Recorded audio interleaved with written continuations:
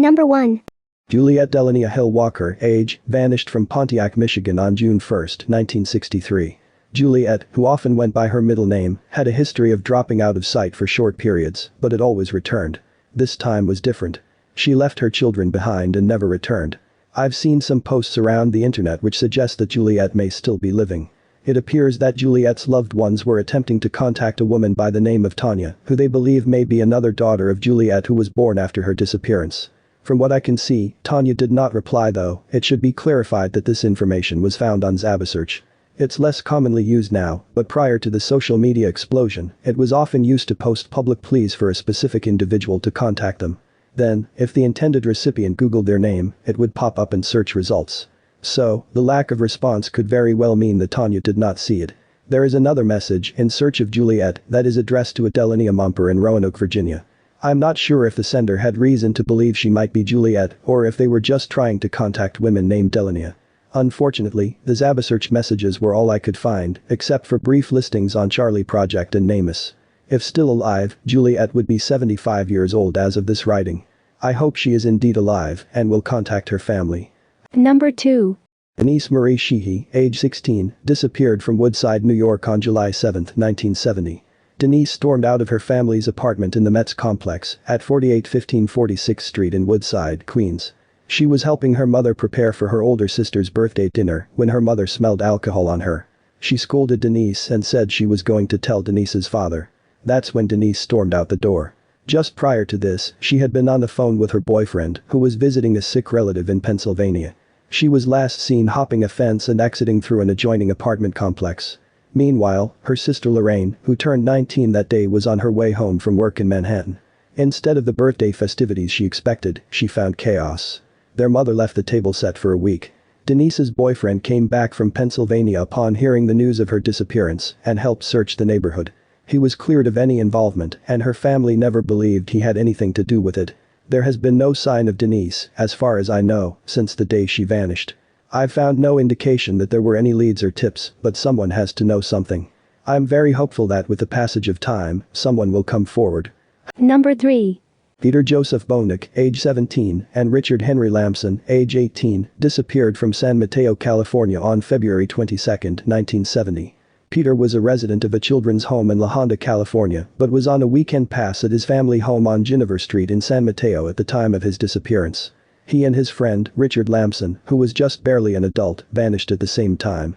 According to a witness, the two young men were seen hitchhiking on Highway 92 toward Half Moon Bay. There was another reported sighting of them at Mayfair Market in Half Moon Bay several months later. Much more recently, a former classmate of Peter's indicated that she'd been contacted by another classmate who claimed to have seen Peter at the San Mateo County Fair in 1977. According to the witness, he spotted Peter in the crowds, but did not think Peter would recognize him. However, they eventually ended up about 4 feet away from each other. Peter appeared to recognize this witness and quickly turned and took off running. He was said to have had a shaved head at this time, but otherwise looked the same. This classmate also stated that Peter had worked for the same fair in the late 1960s. There reportedly was one individual who stated that he had heard from them after their disappearance. According to a narrative written by Peter's sibling, this individual was in jail at the time and later committed suicide.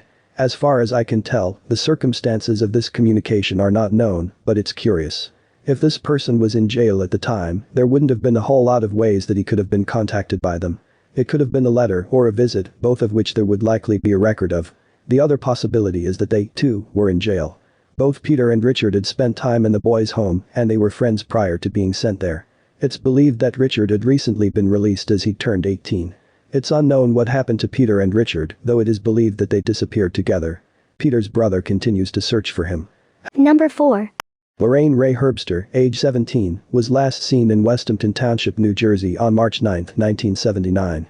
At about 4 p.m., Lorraine, who was more commonly known as Laurie, left her job at Microcircuit Corporation on Rancocas Road in Mount Holly, where she worked as a lab technician. She had worked there for only about a week and a co-worker gave her a ride partway home. When she exited the vehicle at Rancocas Road and Holly Lane, she had 6 blocks to walk to her Westampton home at 12 Whitlow Street in the Tarnsfield housing development. Although Laurie was never seen arriving home, her purse was found in the front yard, along with her car. She was unable to drive her car, however, as she didn't yet have a driver's license. A witness reported seeing Lorraine walking toward her home, which led to her co-worker being ruled out as a suspect.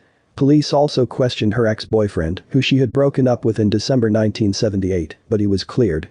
According to comments from someone who says their older brothers knew Laurie, it's been considered that she may have been abducted by someone on an Indian reservation that bordered the road where she was last seen. Police were unable to investigate this theory because the tribe refused to allow them to search their land. There have been persistent rumors that Laurie was murdered and buried at a construction site, but this has never been substantiated. Laurie did not take any of her belongings when she vanished. She was scheduled to babysit that night, and her mother was supposed to take her to a bank that afternoon to open an account. Laurie's parents moved to Alabama not long after her disappearance, stating it was too painful to stay in their home, and her father received a job offer there.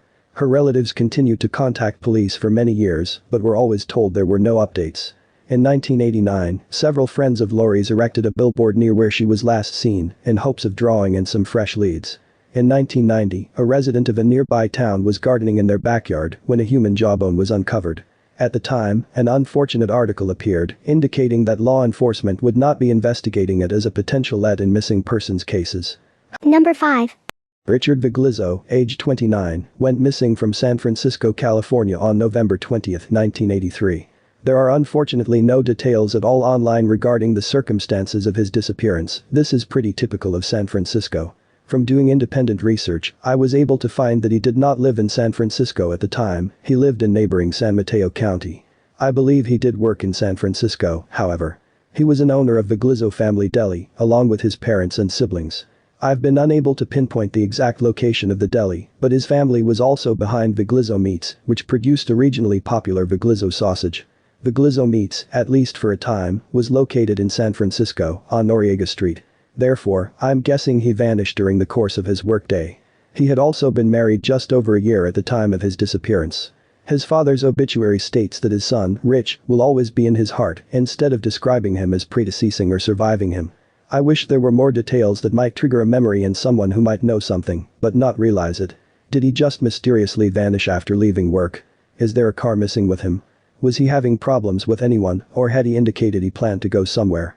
Was he in a boat or someplace where he could have fallen victim to an accident? I hope someone out there who remembers Rich Viglizzo can shed some more light as to where he might have been headed.